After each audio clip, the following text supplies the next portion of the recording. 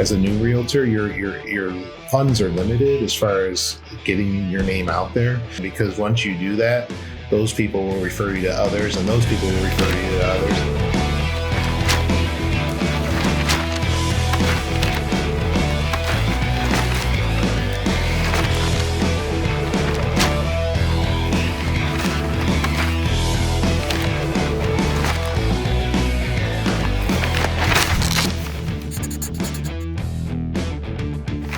Thanks for joining us on Outside the Box, where we talk through actionable strategies that help you generate more repeat, referral, and sphere of influence business. Referrals don't happen by accident, they happen on purpose. For those who don't know, my name's Chad Armbruster, CEO of BizBox, and alongside me, as always, is my co-host, full-time realtor and son, Justin Armbruster. Today, we have Greg Anderson with Baird Warner joining us all the way from Libertyville, Illinois. Greg has been serving buyers and sellers in the northern Illinois area since 1993 and has sold over 500 homes in his career. Greg, thanks for joining us today. Thanks for having me. I appreciate it. So, Greg, tell us, how'd you get into the real estate business? Well, I was actually, before I got into the real estate business, I was in the food service business and hospitality. So throughout high school, I worked in restaurant, started to really enjoy that and went to school for it, got a degree in culinary arts, hotel management. But as I kind of went along in that career, realized how long the hours are, how much work you have to put in, and you really don't have a lot of a life. So although I really enjoyed it, and I'm kind of a workaholic, so it didn't bother me too much. I also had a girlfriend at the time, and who is now my wife, and I was just never able to see her, and I could tell that was putting stress, in a relationship, and decided that I would get out of that. My dad encouraged me. My dad was actually a realtor at the time and also a full-time professor at our local junior college here in Grays Lake. And he said, well, why don't you look into real estate? It's also, pretty long hours, but it's customer service oriented. And, I think you do good at that. So that's what I did. I got licensed. My first year, I kind of had to juggle a little bit of both to keep the income coming in. I got a job at a country club doing kind of a easy job, just waiting tables and trying to build up my business at the same time as that. And kind of the rest is history. Within about a year, I quit the job at the country club and just started chasing down leads and building my sphere. So how long were you in the hospitality business before you switched over? Yeah, I would say it was probably the early 80s that I got into restaurants. I started working at like age 13, washing dishes for cash. And then, and then I would say in 93, I was licensed. So maybe about 11 years before I went full time as a realtor. So it sounds like, if I'm doing my math right, it sounds like you got into real estate fairly young. Is that right?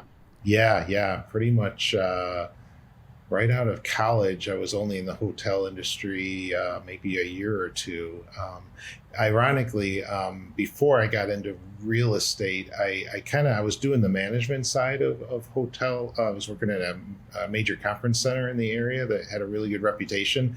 And I kind of worked through their whole system. They knew I was going to school for it, so they let me work in the kitchen, in the dining room. Eventually, I came to like the position of food and beverage director, and it was very, very stressful. So then at that time, it was about the same time we got married. I also decided, maybe I just need to go back to my joy of cooking, and so I worked in a French restaurant cooking for about a year, and then that kind of got me to the point where it just wasn't as satisfying as being around the people. I think I liked being around people, and when you're in a kitchen, you're just kind of stuck there, making food, which is, I do enjoy cooking, but I think I had gotten that taste of being around people and being service oriented, and so that's where I started talking with my parents, and my dad encouraged me. It's a people business. Real estate's a people business. Why don't you do that? You get holidays off, and the hours aren't as intense as a restaurant or hotel. So working in the hospitality restaurant business and then switching over to real estate, is there anything you learned from your prior profession and career in the restaurant business that maybe has helped you today? Yeah, definitely, Justin. I would say being able to multitask was one. I mean, when you're in that industry, you're always doing a lot of things all at once.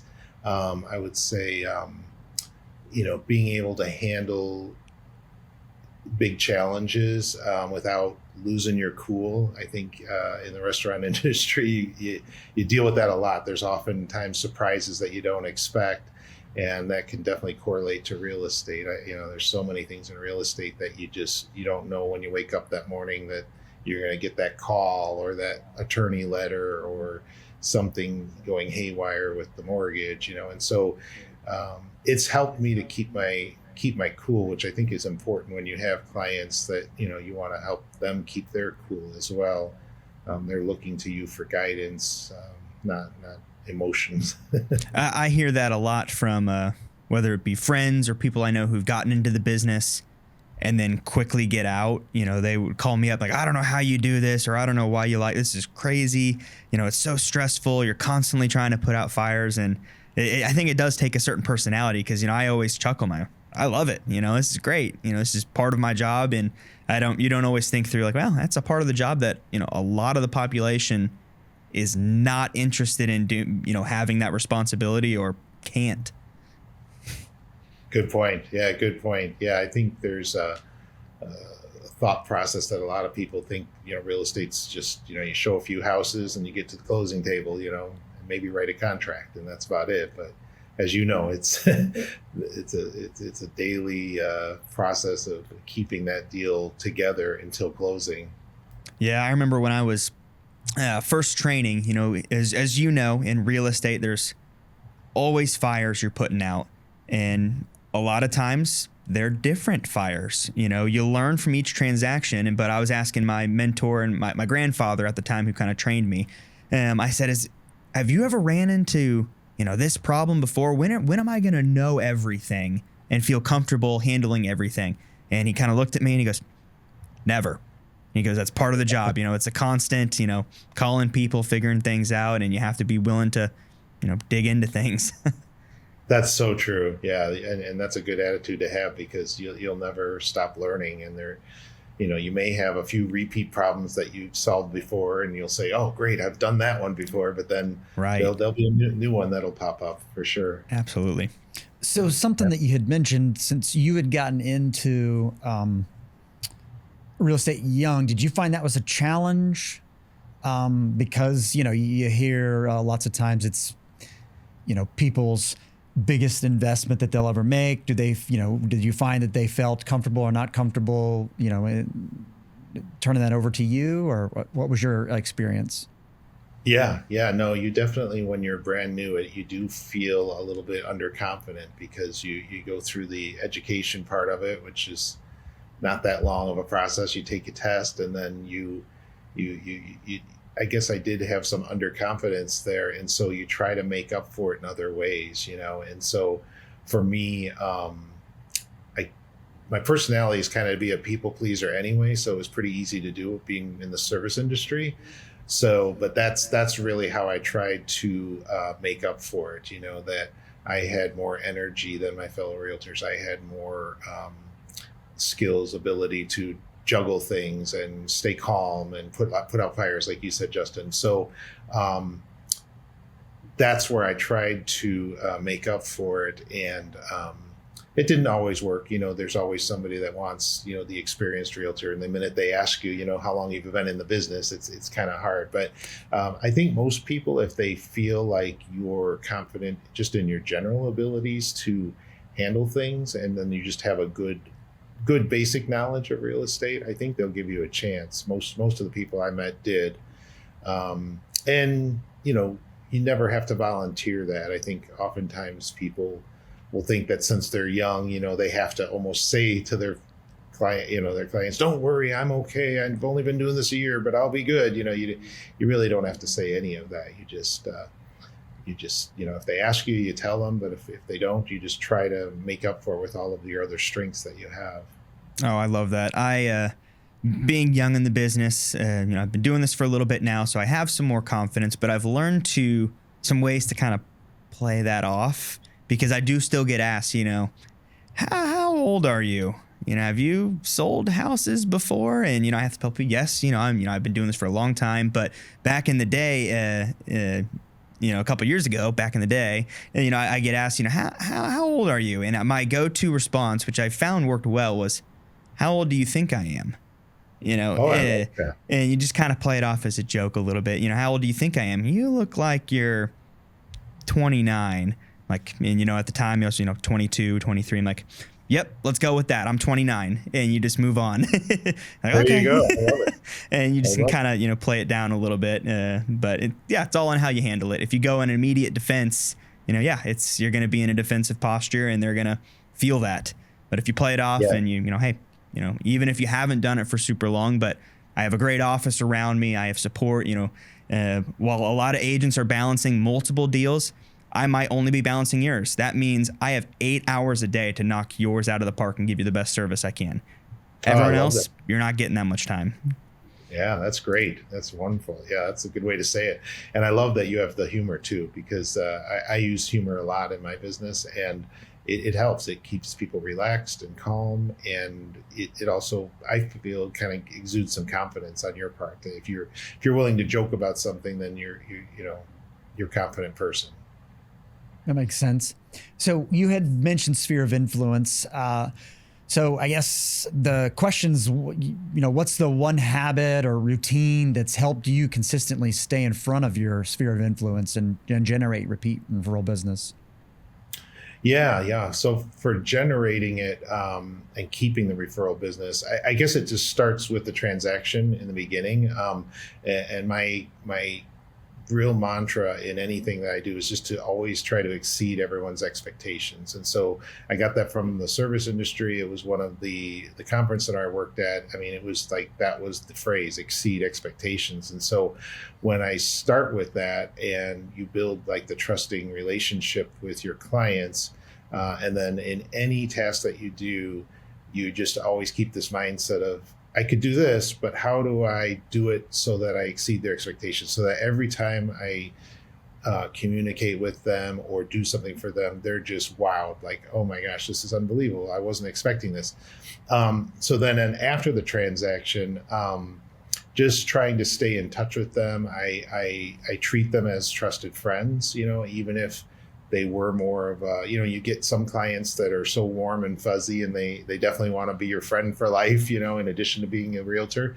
But then you get other people that are more personality, like engineers or accountants that, why does Greg want to be so friendly to me, But, if they're on social media, I make sure that they're connected with me, and not just in a business way, but my personality is to, I'm kind of an open book. So I'm willing to share things about my personal life, my personal story, and relate it to them, as far as when they tell me a story, maybe I can be more relatable. But going back to your question, being very interactive with them after the transaction, whether it be phone calls, social media interactions. And so not just posts where you're posting about yourself, but congratulating them on the new baby, commenting on their vacation photos, so that they're not always just thinking of you as a realtor, but they're starting to think of you as a trusted friend who happens to be a professional realtor at the same time. And then I have the advantage. I work in a really large office. We all have kind of a mentality of just service, and giving back. And so we do a lot of events at our office for our clients. We've got a big banner that we put outside our office whenever we have these events that say client appreciation event. And clients will come to our office for different things. We just got done in before Thanksgiving, the week of Thanksgiving, where we gave out jumbo pies we get from Costco, apple and pumpkin, and then we kind of bill it as like an open house client appreciation event, and they can come in and get a pie, chat with us. We have snacks and beverages, and we're playing holiday music in the background. It's just really nice, festive, but casual, where they can just, if they want to come in and just pick up their pie, they can do that. But if they want to stay a little while, they can do that as well. And then we do tax assessment seminars. So when the tax bills come out, if people think they're overassessed, we have seminars on how to protest your tax assessment, and how easy it can be. And we have lawyers come in sometimes to talk about doing a will or a trust. Just trying to think of all the different events we do here. We do a paper shredding once a year, where if people have papers they want to shred, all they have to do, we started it during COVID. They just pull up to our building, and it's like a drive-through. They pop their trunk, we pull out all the papers, and then we shred it right in front of their eyes, and they just love it. So it's kind of giving back and letting them know that we're here to serve them all the time, not just when they're ready to sell their house or buy a house. So your pie Thanksgiving open house, talk to me a little bit about that, because it's not a lot of realtors give out pies, over Thanksgiving, try and see clientele or whatnot, or, and whatnot. But it sounds like this is a little bit different. This is like an open house you guys do. You invite them in to hang out. What does that look like? Yeah. It's like a 2 to 3 hour event. They RSVP in advance, so we advertise it, through our CRM and then over social media. Some agents will actually text all their clients about it. I've got my sister is my real estate partner, and she does it a little differently than me. She actually will text as many clients as possible to come. When they come to the event, they are kind of really welcome, like a VIP kind of experience. So they come in the front doors, and we have people greeting them. They come into the. I'm looking in my office because I'm here right now, but they come we've kind of got a kitchen area of our office where we serve, punch, hot chocolate, all kinds of goodies, stuff for the kids. And then my sister and I, we do the most pies almost every year. So we, again, another advantage of the building that we're in, it used to be an old bank building. So we get to set up our pies in this giant vault where they used to have the bank vault. And so it's really kind of a picture perfect place. A lot of people will do their pictures right in front of the vault. Oh, that's cool. It's really neat. Yeah.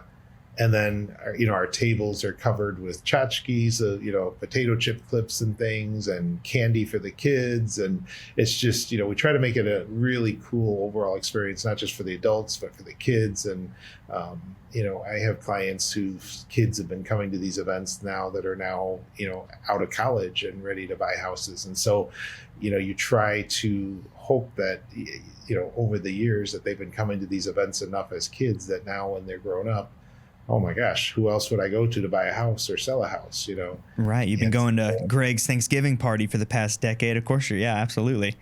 Yeah. So just to understand the dynamic of this party, so you have a brokerage you're a part of, and you and your sister are on a team, but the entire brokerage works together on this party, and you just each invite your individual clients to attend. Is that right?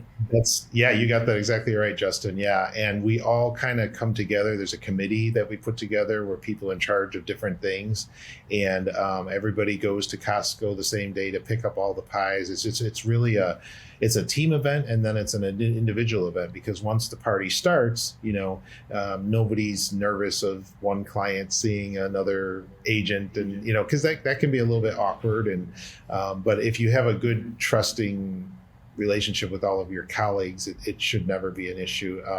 Although it's a small world, and I know there's a client that comes to my event every year, and I know she would never go anywhere else, but I also know that her kids know her kid, and they still say hello to each other. So it can be a little bit awkward, but at the same time, everybody kind of has their own, either if they've got quite a few pies, they get a conference room. And if they don't, if it's just like 6 pies, they'll have a little table. There's one agent who actually makes it like a drive-through, like we do with the paper shredding event, where she doesn't even, I don't know, for whatever reason it works for her, but she just says, here's when the pies will be, come drive up and I'll hand it to you right to your car. And I think that's a neat idea too, because then they don't have to get out, but they get to see her smiling face, and she wishes them a happy Thanksgiving, and it's just a real warm, fuzzy event. Yeah, I hope that answered your question. Yeah, absolutely. And I think it's a unique line of thought, because most realtors that I talk to are in such this, I have to do it all myself. It's my business. If I'm going to put on a party, it's for, Justin Armbruster's clients. And I think it's a limited mindset. And, me by myself, I can only put on such a good of a party. I only have so many past clients, and so I can't go to all of this work on something when it's, I'm just going to have, 20 families pop by, on a particular Thanksgiving. But, you partner with some agents in your office, you can really do some cool things that your clients get to be a part of. And yeah, there's going to be some overlap, but as long as you're okay with that, you can really go above and beyond if you're willing to partner with your other agents, even if you're not on a team. Absolutely. Yeah. It's the power of leveraging, and leveraging what you have so that the overall outcome is beneficial to all. So, like you said, I think Kelly and we gave out a little over 200 pies, but our whole office as a total gave out over 700 pies. And so Wow. you get that many people coming to a building, it's like the place to be. And, you use, the client experience is like, wow, this is so cool, and I know there's got to be people that run into each other like, oh, I didn't know you used so-and-so or used this firm for real estate. I who would have known, Oh, absolutely. What a great one. I'm picturing this bank vault full of pies. That picture just doesn't leave my head. That's super cool. But two, what an awesome look on your guys' company too, on your firm, which is a reflection of, Greg Anderson, a reflection of you too, when, there's 700 pies being given out and, the place is packed. It is a great, reflection to the, the city and the general public of your firm and how much clientele you guys serve too. So that's a huge win. Thank you. Yeah. It's definitely a win-win for all. So now I did have some questions. I was a little bit intrigued about the shredding. The how does that work? I guess specifics.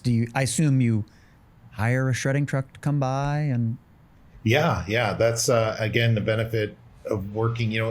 Before we get into that, the Outside the Box podcast is all about repeat and referral business, and great realtors know the key is serving your clients. At BizBox, we believe your marketing should do the same. BizBox branded moving boxes are marketing that serves your clients when they need it most. Printed on two sides, packed with valuable supplies, and delivered directly to your clients, BizBox is our permanent branding that keeps you top of mind long after the move. With packages starting at just 5 boxes and free design setup, there's a solution for every budget. Visit bizboxinc.com, click free setup, and create unforgettable marketing in minutes. Stand out with BizBox while your competitors end up in the trash. Now back to the show. Some realtors will choose a firm that maybe gives a little bit better commission schedule, for instance. And I'm not saying mine doesn't, but our firm pays for the paper shredding truck. I don't know. Maybe I'd have to look into it. It's probably like $300 to $500 for a truck to be here for 2-3 hours. But it's just, how can you say no not to jump onto that? Because all you have to do really the day of is show up, be willing to pull some, cases out of the trunks of the cars and help shred. And it's just 2 or 3 hours. So. Again, it's probably not as big as the pie event, but you're kind of diversifying the flavor of what you do for your clients. So the people that come to the pie event might not come to the paper shredding event. It seems like we get a little bit more older people that come to the paper shredding events. They've had a house for a long time and it's time to get rid of some stuff. But then again, that's good, because if you can get everybody to come to one of your events, you've done your job. Now everybody feels special. Yeah. And the best part about these events that you mentioned is, it's great touch points with your clients, but they want to be there.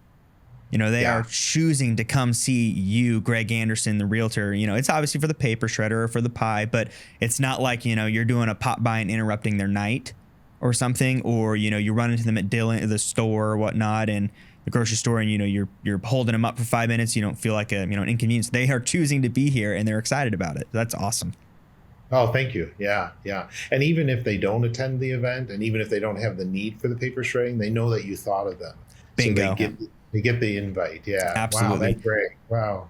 What a nice thing to do, even though I'm not in that category, Right. And that it just spreads that goodwill. Yeah, we do some similar events at my office, and one of them that we do during Christmas time is a Donuts with Santa, where we hire a Santa out, have families come through with young kids. And I have a lot of young couples that don't have kids as clientele.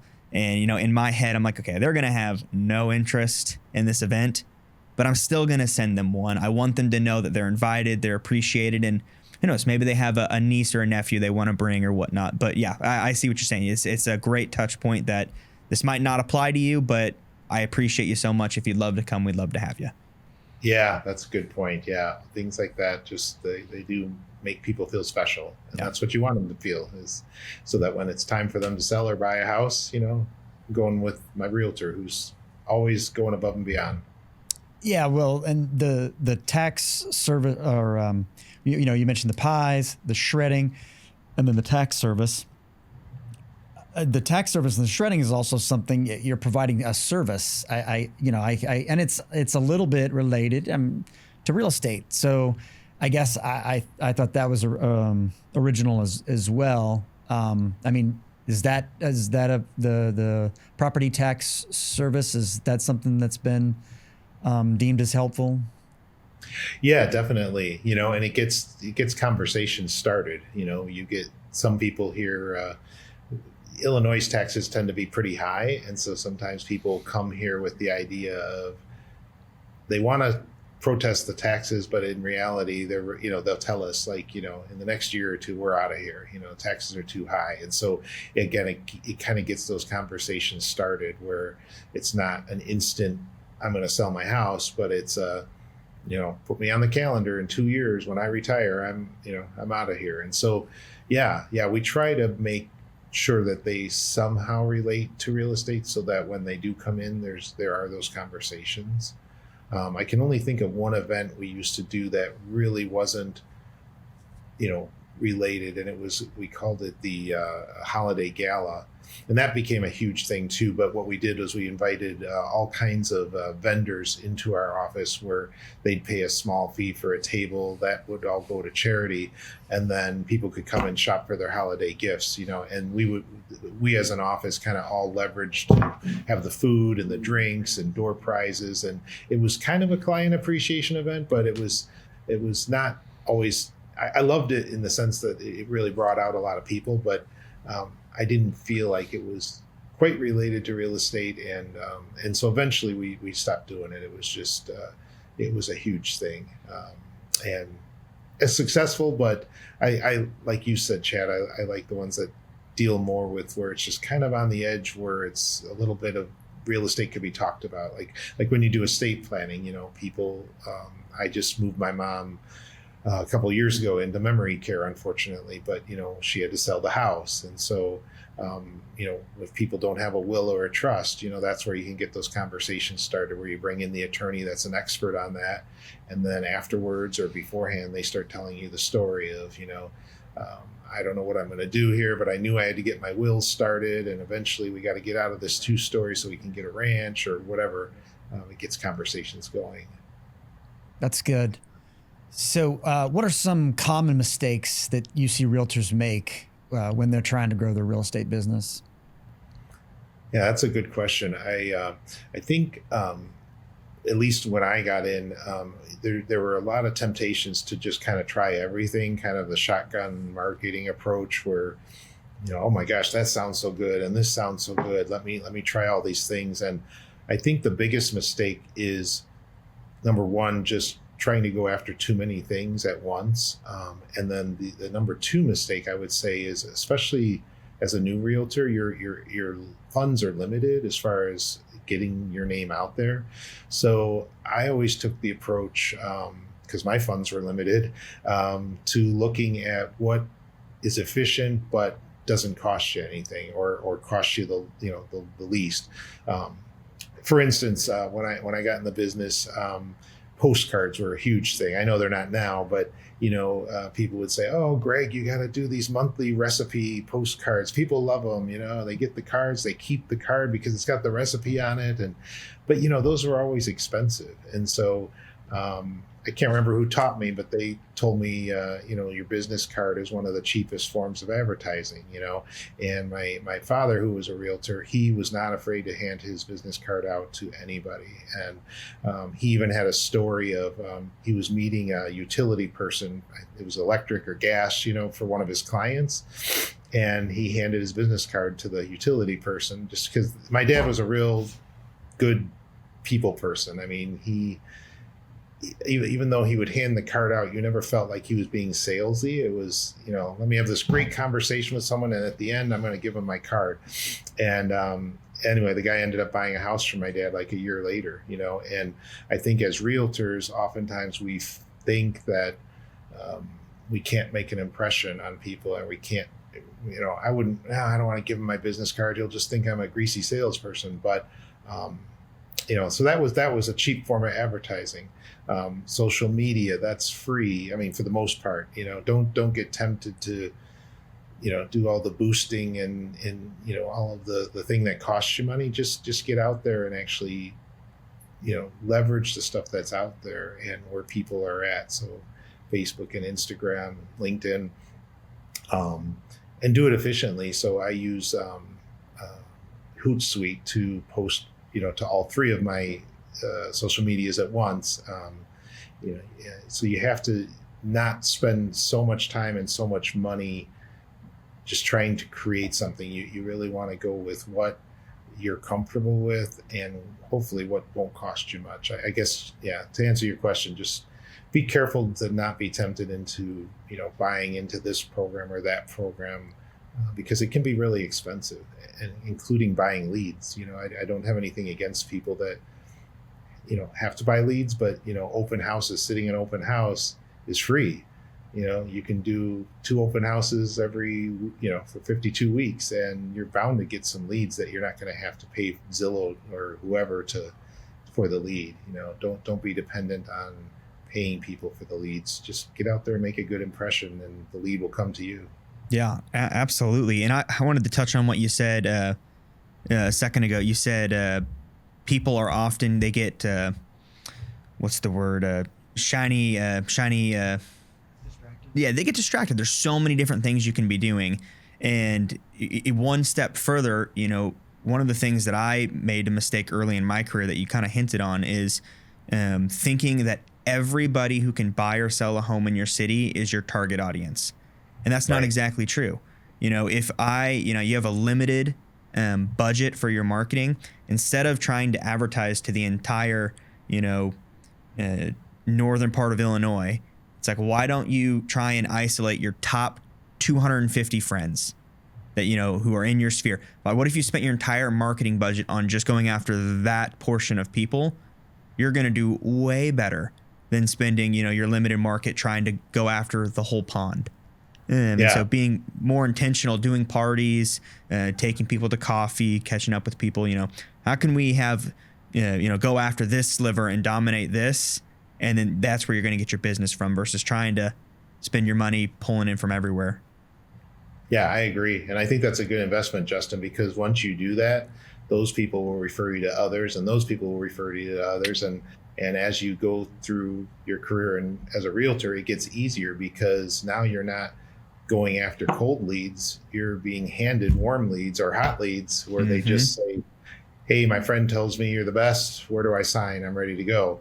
Versus, "Hey, I found you online and I'm interviewing 4 people, and please convince me why I should hire you. And by the way, do you give a discount?" Right. Absolutely.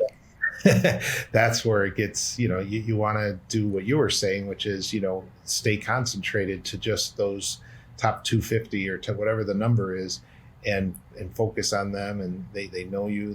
I can't remember who it is, Joe Stump or one of them that know you, like you and trust you, and then they'll just keep referring you, and it should keep getting easier. At least it has for me. And I'm not, top volume big time agent, but what I'm proud of is that every year I'm consistent, whether it's a down market or a up market.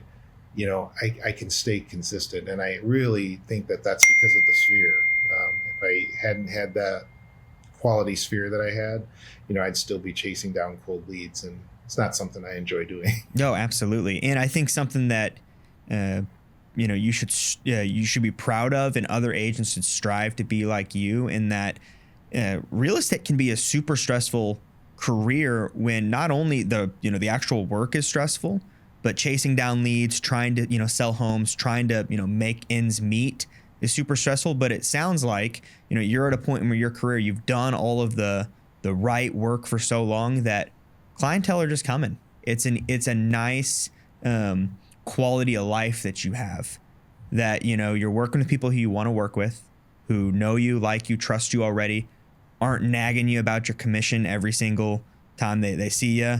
And I have an agent in my office who I look up to, and we were talking about how to win listing appointments when someone's interviewing someone. And it changed my perspective on how I want my business to be. But he goes, I haven't interviewed for a listing appointment in years.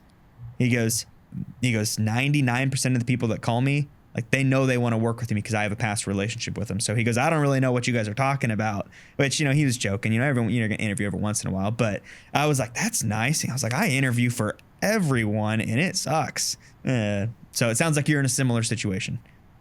Yeah, very similar. And that's, my biggest fear is when I get the call of somebody who did find me online and nobody referred them. They just said, I just saw you and I'm interviewing 3 people. Now I have to really scramble to get my game together because, I'm not used to that. And it's a good place to be in, for sure. So, Greg, if you had to start over today, what would be the top priority for building a strong network? Yeah, that's a really good question. I think if I were to start over, I would probably get more involved in organizations, more involved with things like maybe coaching. My wife was always nudging me to coach my son's teams, soccer or basketball. And, I just didn't either I didn't feel I had the time for it, or I'm a little bit introverted. And so I didn't really want to be out there and put myself out there. But looking back, I probably should have, because a lot of my early leads came from just sitting what we call floor time. I don't know that many offices do that anymore, but it was basically when the phone rang, if somebody wasn't working with a realtor, you would take the lead and run with it. And so in the community where I live, we have a lot of different towns within a 30, 40 mile radius. And so I kind of became the expert on everything around me, because that's where the leads would come from. So I might drive 40 minutes this way to sell a house, or 40 minutes that way.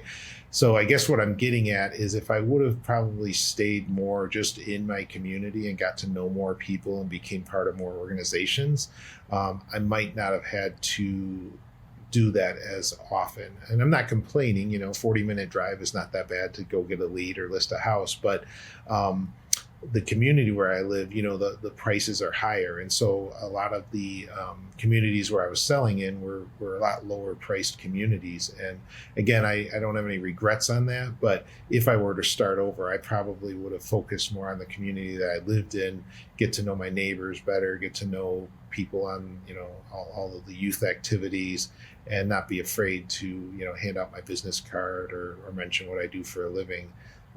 So I think that's one of the biggest things I would do over a little bit better. That's a great piece of advice. That's fantastic. Yeah, so, don't be shy. There you go. So what do you think's the key to turning a one-time client into a lifelong referral source? Yeah, I mean, the key really is staying in touch, making sure that you build that trust in the beginning and keep that trust. And so you do need to always remind people, I guess. That's why I do my social media posts. I try and do like a testimonial Tuesday, every Tuesday, just not because I'm unsure of myself or because I'm trying to reach out to cold leads. It's to kind of just remind my sphere that I'm out there, and I'm still doing business like I've always done. I'm still getting these types of testimonials that they would, hopefully it brings back memories when they read the testimonial. So I guess, in addition to all the events that we talked about, it's really just staying in touch with your clients. So there's so many different ways of doing that, home anniversary, sending them a card or a phone call or a text. It's just amazing how many people don't remember their client's home anniversary, and so I've got all of those on my calendar. And can I say every year I hit them with a happy home anniversary? I don't, I'm not perfect, but it is important to just, catch them on those moments where they can be reminded of the experience that they had with you, and that don't treat them as a transaction, treat them as a trusting, lifelong relationship. And I'll even tell people that, while I'm working with them, that my goal is to have you as a client for life, so that they know, what to expect after the transaction. They're going to keep getting mailings from me. They're going to keep getting phone calls and texts from me. And, they'll know that, when I say that, I mean that. And hopefully then they start referring people to me, whether it be family or friends or coworkers. Those home anniversary cards, that's a powerful form of marketing that's just easy. And not in the sense, it takes time. It takes discipline to write those, especially when you have as much experience as you and past clients like you do. I mean, if you were diligent in every single one, you could be writing a home anniversary card every day. And so, it's not easy in the sense that it's easy to do, but it's easy in that it's clear. It will work. It's a great touch point. I have an agent in my office who's been doing this a while, and he has been diligent. The one thing he does in his marketing is home anniversary cards. And he has been writing home anniversary cards to this past client of his for 22 years. And wow. He just got a call for him to go and list their house that he sold them 22 years ago. And so they took a photo when they went to go list it when it's sold. But he told us that story. I'm like, that is a powerful testimonial to some of, just being disciplined and doing things like that. Yeah, that sure is. Yeah. In 22 years, people could forget who you are or it's amazing how people's memory, if you ask them, who was your realtor 7 years ago, a lot of people couldn't answer that question. So yeah, so keeping in touch is so important. Yeah. So just a quick follow-up on Testimonial Tuesday. How does that work? Do you just think of somebody to ask for that? Do you kind of do that? You said, do you do that weekly or? Yeah. I try to do it almost every week. There's some weeks I forget, but I do have it on my calendar. And luckily, our office will send out after the transaction's over, a request for a testimonial. I don't always receive them. And so I'll also ask my clients either right at closing or on final walkthrough, if I can send them some links to do a testimonial. And that seems to be more effective. And so I actually have on my, we use Gmail. So on my Gmail, there's signature lines. You can set up custom signatures, and one of them is, thanks, it was great doing business with you. Here's some places where you can write a testimonial, and I'll say, if you want, you can even copy and paste them to all of these, depending on how ambitious people are to give you a testimonial, and then I'll send that to them either right there from the closing table or right after, and I'll get a pretty good response from that. And then once it comes in, what's really nice is that it'll come in through our system and then post automatically to our company, or the company has websites individually for each agent, and it'll go right into my website. So oftentimes when I'm setting up a testimonial on a Monday for a Tuesday, I'll just go to my webpage and or to Zillow. I think I've got a bunch on Zillow, and then I'll just choose one that I know I haven't used in a long time, you just copy and paste. I have a template set up for how I want it to read on each, social media. So I'll just copy and paste, especially with Instagram, you want all the hashtags. So I'll copy and paste all those. So I try to be efficient about it because you don't want to spend an hour every Monday doing a testimonial Tuesday.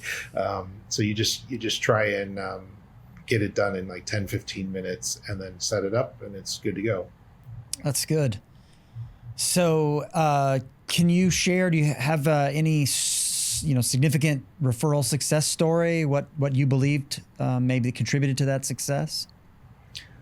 I don't know if I have any that where people have said, I saw your testimonials. Unfortunately, you just have to believe that it is getting out there. It's either reminding your past clients of you at that moment, and then that's when they give a referral. But I wish there was a way to measure that. Maybe there is, and I don't know about it. Right. What about just generically speaking? Do you have a big referral success story that you've had in the past? Or Yeah, that definitely, Chad. I have one client. His name is Jeff. I hope I don't make this too long of a story, but to me, it's just the best story because I was doing a realtor open house on I think it was on a Wednesday for my area, and the town it was the town I grew up in actually, and Jeff, who I knew from the neighborhood when I was growing up, but we ended up going. He went to Catholic school. I went to public school. He walks in with his mom, and I knew that they had lived right around the corner. And I think he was probably just out of college at the time, and I was probably my first year, maybe my second year in real estate. He walked in, said hello, and they just, they saw our signs, so they remembered that we used to live in the neighborhood, and they weren't interested in the house. They were just kind of being nosy neighbors, but also to say hello to us. Said hello, asked him what he was doing for a living. He was working at a credit union, doing car loans, and we had our nice conversation. I thanked him for coming, and after they left, I said, you know what, I've got it. Of course, as a new agent, you got all the time in the world, so I sent a thank you card with my business cards and said, it's just so great that you came. It was so nice to see you. Thanks for coming. I really didn't expect anything to come of it. But he ended up buying his first place with me. He called me maybe a year or two later, bought a condo with me. He ended up selling that condo with me, ended up buying another house, selling that house, buying another house. But that's not even the story. The story is that he is a big networker himself. And so he knew tons of people. And so he would refer me to somebody, usually someone that worked at his credit union. And they were all friends. They were all in the same age group. And so when they'd go look at the house, he would introduce me to all of the friends because they would all come with that one friend who wanted to buy their first house. And he'd be like, this is John, Mary, Jody. And I knew they all worked at the credit union. So I looked them all up. I started putting them on my CRM at the time. I don't remember which one it was. Put them on my, I've got one other thing I'll show you before we end this. I send out an annual calendar with a letter every year to my clients, put them all on my mailing list so that they would get a calendar. And I cannot tell you if we were to look through my list of, I've got like 400 people on my SOI list, I would say probably 15 to 20% of it is from this guy, either directly or indirectly, because of the type of person he was, kind of, brought in the same type of people. And then they, and so not only was he a referral based, but all of his friends and coworkers were kind of the same mentality. And yeah, it's just amazing. I'd like to go one time and go through it with him and just say, because of you, these, it's 47 people out of my whatever number, 400 are because of you, meeting with you that one day when you came through my realtor's open house. So that is so funny. I can see it now. How one thank you note leads to 50 transactions over a course of a career. It's just crazy. That's the magic of this business, and the fun part of this business is that you never know who you're going to be facing that day that could change your whole business model. and what you're going to sell and how much you're going to do that year. And it's just amazing. And it's fun. In fact, I saw him last night in Target. I was at Target, and he's just a plain old guy. He's extremely successful, owns a couple of his own businesses now. But he wouldn't know it. He was walking through Target in his blue jeans and t-shirt, and said hello to him. And he's actually a financial planner now. And I'll be meeting with him in December. Yeah, that's a great story. That's perfect. So Before we get out of here, we like to end our time on Outside the Box with some rapid fire questions. They're either or questions. The first thing that kind of comes to your mind, we want to hit you with them. So hit us straight. Let me know when you're ready. Okay, ready. When talking to a client and helping them with their home search, do you refer them to Zillow, realtor.com, or homes.com? None of the three. Love it.